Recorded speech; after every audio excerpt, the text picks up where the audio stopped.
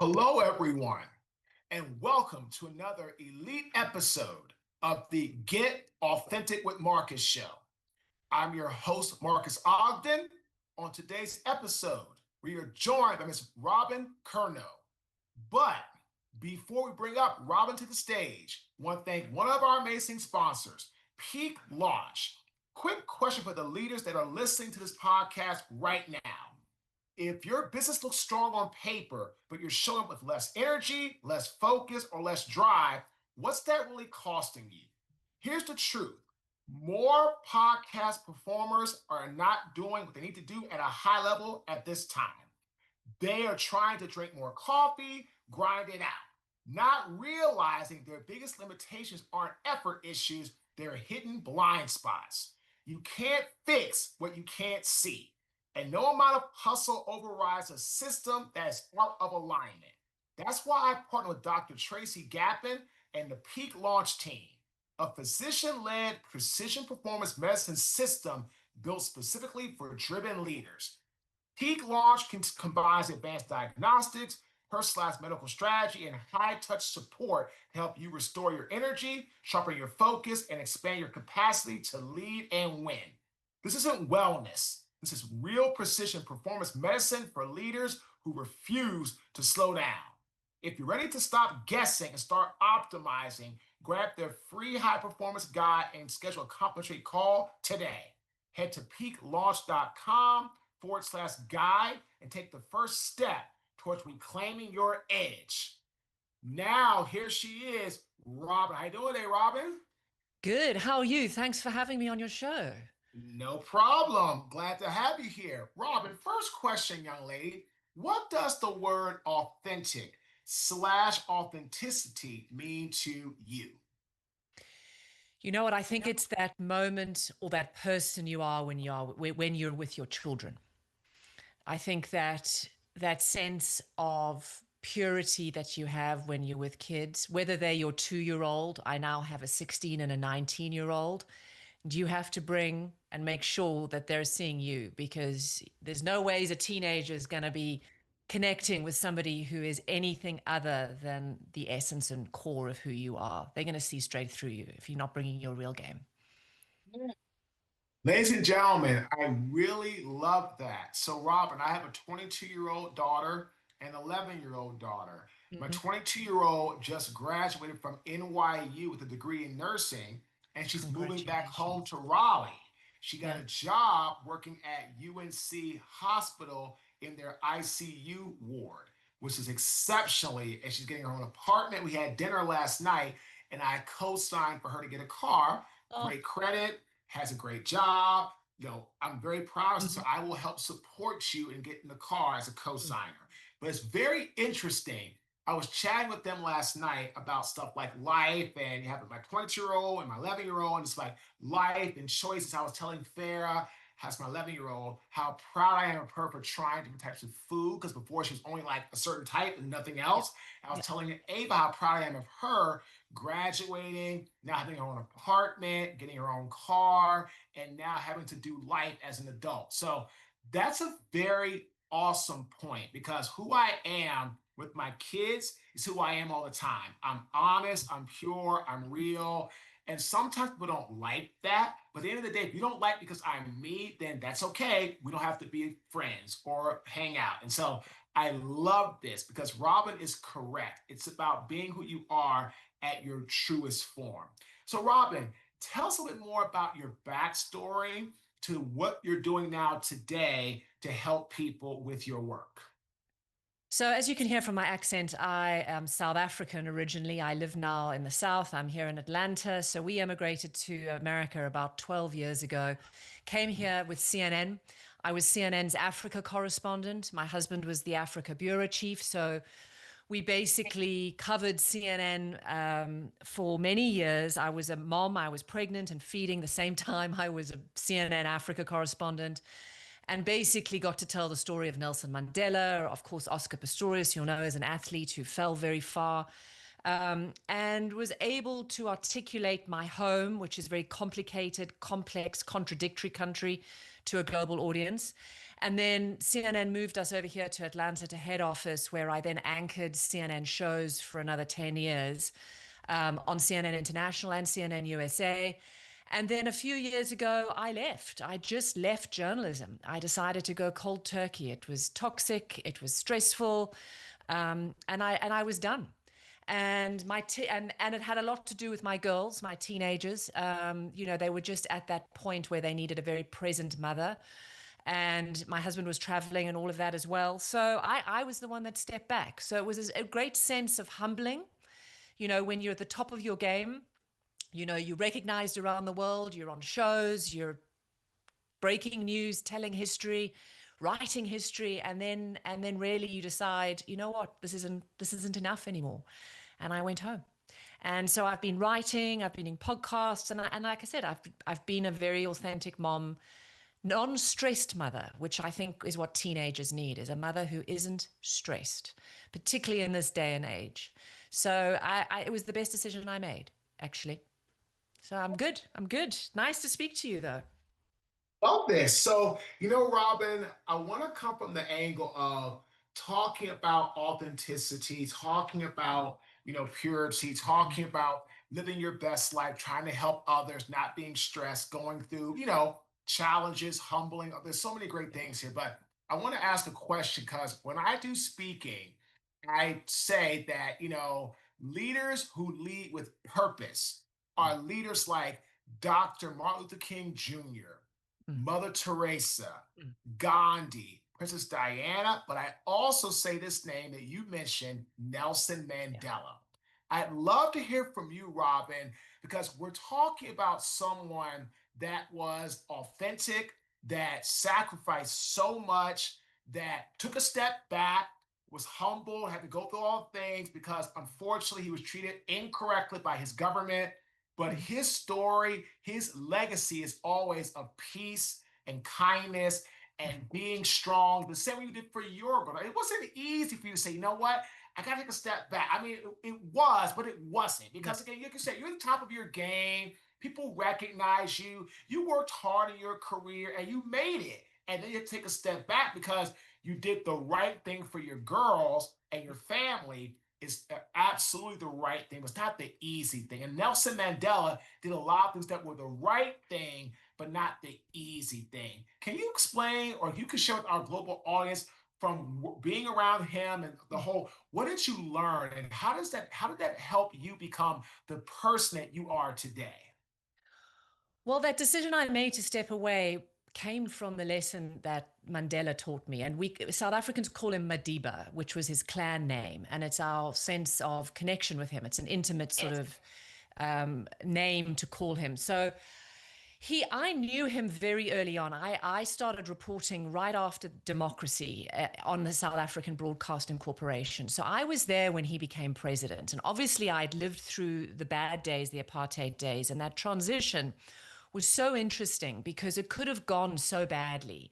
And Mandela and I was there. I mean, I filmed him, I interviewed him in the early 90s, and he was very interesting in the way he brought this very fractured nation together.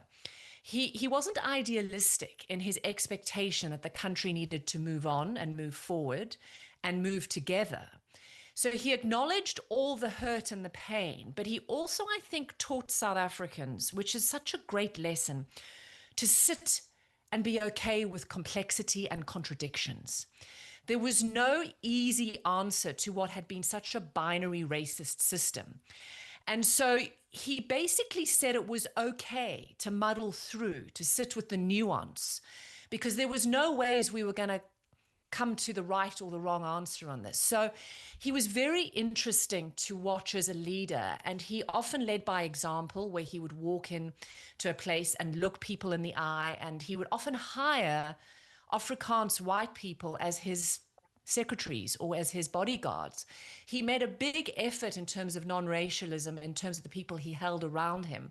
He didn't say he forgave, but he did try to move forward. And I thought that was very interesting, the way he tried to, also as somebody in the media in those days, we used the media and he used us in terms of telling stories to reflect the things that held us together. He was a bridge to differences. And I think it's so different from where we are now, particularly in America with American media. Often media is a reflection of everything that divides us. And it's so interesting that if I think back in those early days, post-apartheid transition 90s, South Africans and Mandela were grasping at those sometimes those very small things that connected us. And that's how he managed to cobble and weave together this nation that is, is complicated. As I said, it's still complicated. There's still a lot of failures, still a lot of places to go and create opportunity. But the actual weaving together of a nation and the easing of past hatreds with each other one-on-one was this ability to try and see the things that link us rather than divide us. And I take it from me, a nation can go anywhere if that's what you find in your neighbor, not the things that you disagree with them on, but the things that you connect with them on. I found that very profound to see in person. I have another story with Mandela, which you can, let's talk about what I've just said now if you want, and then I can follow up with a conversation and something he told me just before he died. Please continue, because I have such a love for Mandela. And what I'm loving about this, right, Robyn, is you're really showing people something I believe in wholeheartedly. We as a society have to start looking about what do we have in common or what connects us, not what divides us or not what we don't have in common. Like it's, you said it so eloquently. It's very easy to sit around and talk about what we don't have in common, but it's also just as easy to find out what we do have in common. I mean, look at us. Okay, look at us. Both have 2 daughters. Yeah. Boom. Like I was like, you can find something, but you just have to look. And this is, so please, talk about what did Mandela take right before he passed away? He passed away. Yeah, so as you know, I was obviously there in those early days with him, as he was trying to cobble together this nation. And then he did something that many African leaders don't do. He only served 1 term, so he knew when it was time to go, which I always think is a great lesson. And then he retired, and then I became a CNN correspondent, and I was there at his 90th birthday at his home in Curnow, which was a rural area of South Africa. And everybody had obviously been asking him, and he was quite sick by then, and was sometimes sort of, he was just very old. And I was trying to think, what is the question that I want to ask Mandela? What is that question when I'm 90 that I was like, this is the question I asked Mandela that nobody else has asked. And I sat down with him and I said to him, Madiba, is there anything you regret? Is there anything in your life that you regret? And then I followed it up and I said, because I've spoken to your family, and I had. I'd built relationships with his granddaughter and his daughters. And they had actually felt quite betrayed by him because he had left them. He was a father of young daughters and young children. And he had gone off in the 60s and the 70s to fight for freedom. So he was a freedom fighter, a liberation hero, but he left the kids at home. And then he left his first wife for Winnie Mandela, his second wife, and pretty much left her destitute. And his first wife and the first children were sort of she was a nurse, funnily enough, and she basically had to raise these children as a single mother. He then had a second set of kids, Zinzi and Zinani, with Winnie Mandela, and they were also very much within the struggle. But that first family felt as if he had abandoned them, as if he had chosen the struggle, the liberation fight over them. And they still do. I mean, there's a lot of angst and anguish in that family. And I said to him, because I said, what, do you regret anything, Madiba? And more importantly, do you regret leaving your family? Because your family tell me that they wish you had perhaps chosen them. And he looked at me. He went, Robyn. He was like in his Mandela accent, as if to say, Robyn, how, that's a cheeky question from you, my girl. And he said, of course, I don't regret that, leaving his family. He said, because everything I did pleased my soul. And I looked at him and I said, thank you, Madiba. And I went back and it sat with me because he that's, I think, again, one of those generational leaders where he chose, you're a father of two daughters, and he chose to abandon them technically to be a father of the nation. And he knew in that moment, even at the end of his life, of that anguish that he had caused those kids individually, he knew that what he had done was the right thing and it had been good for his soul. He didn't say the soul of the nation. He said his soul. So there's this interesting push-pull with Mandela, that it was very much a man driven by history and driven by his own sense of purpose. He was a complicated human being. He was a father. He was a hero. But he was very clear-sighted in what he knew he had to do. And he knew that people along the way, including his own children, would suffer.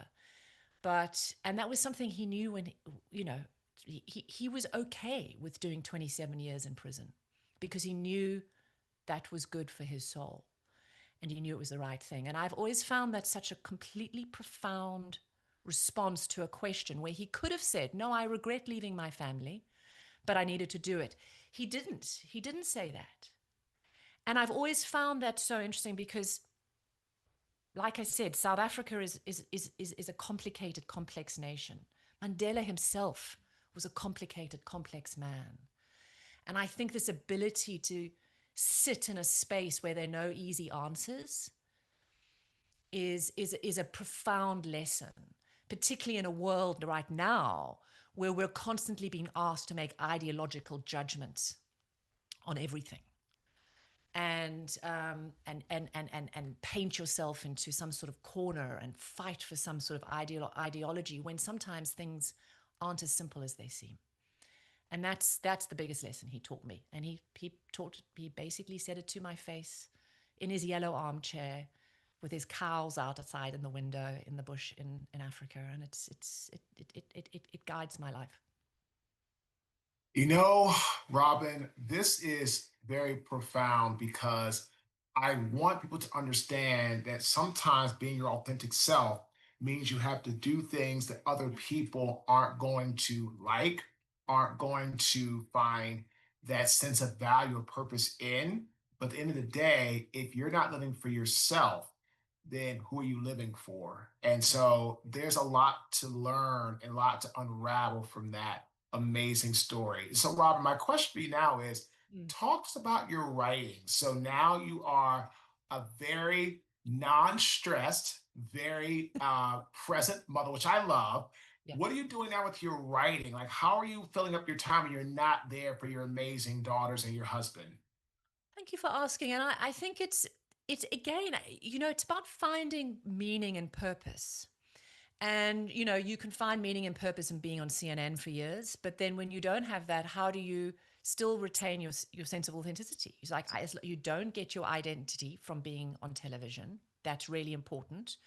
So I have been trying, and again, this whole lesson and this sort of experience that I have being a South African living in the American South, which is as complicated as we both know as South Africa.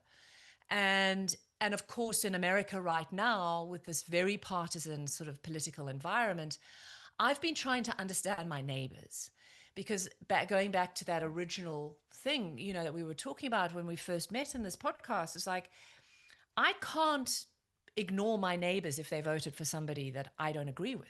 And how do I find commonality with my neighbors, even if politically we don't agree?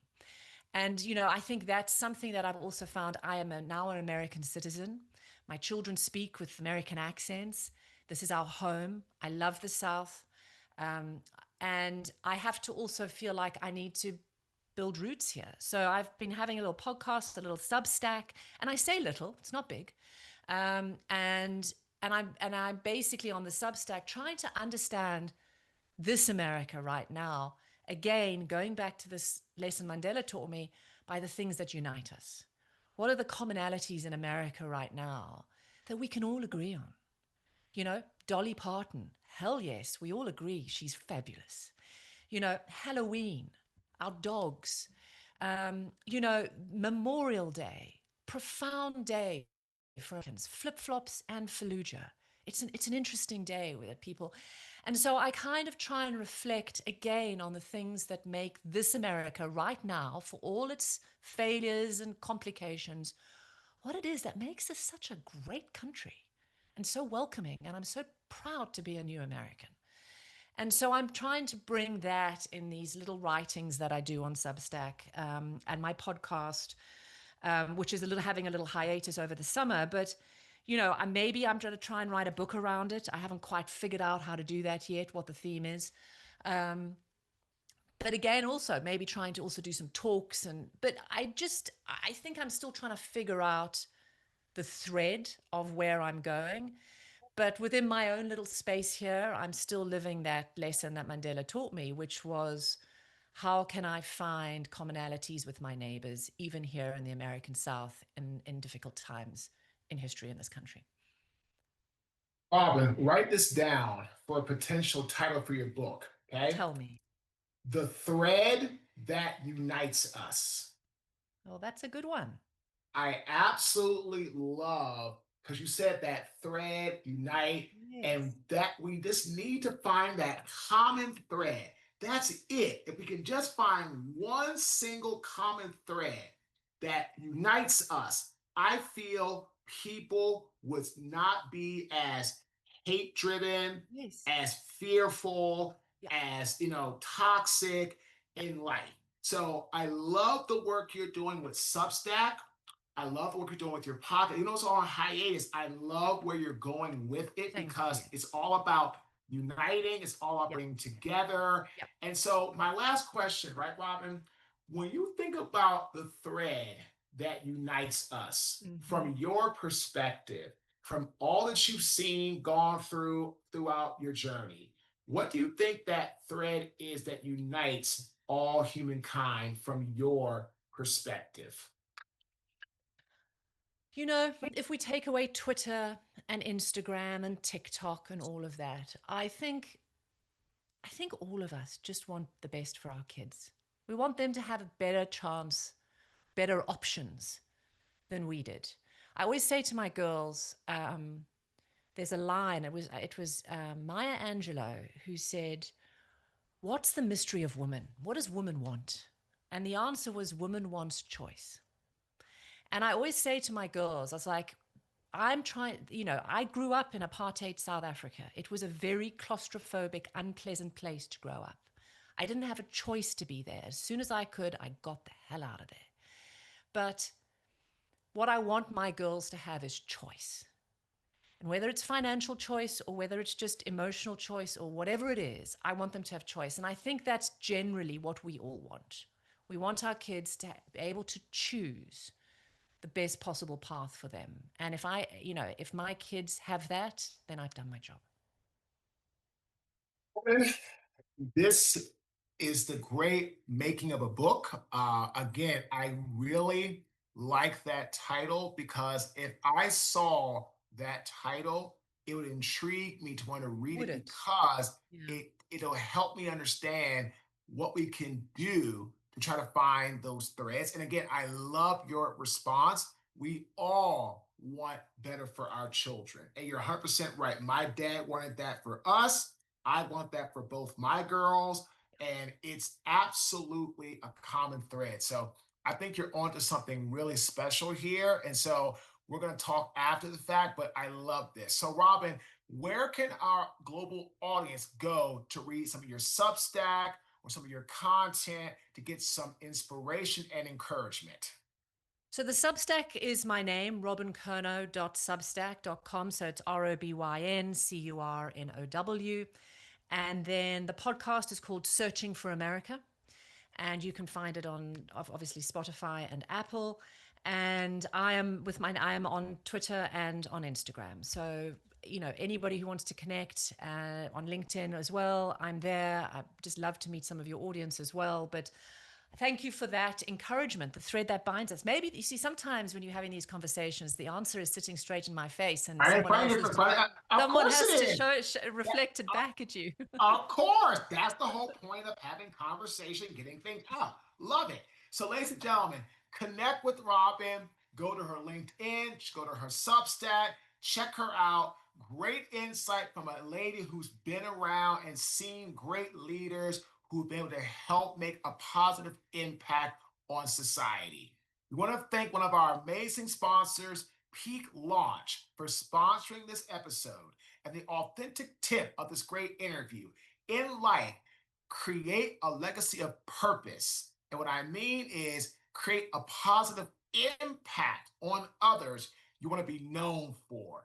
Be known as somebody who gives and who is generous, not jealous. Huge difference. Again, my name is Marques Ogden. I am the host of the Get Authentic with Marques show. Thanks for tuning in. Have a fantastic day. Recording stopped. Robyn, that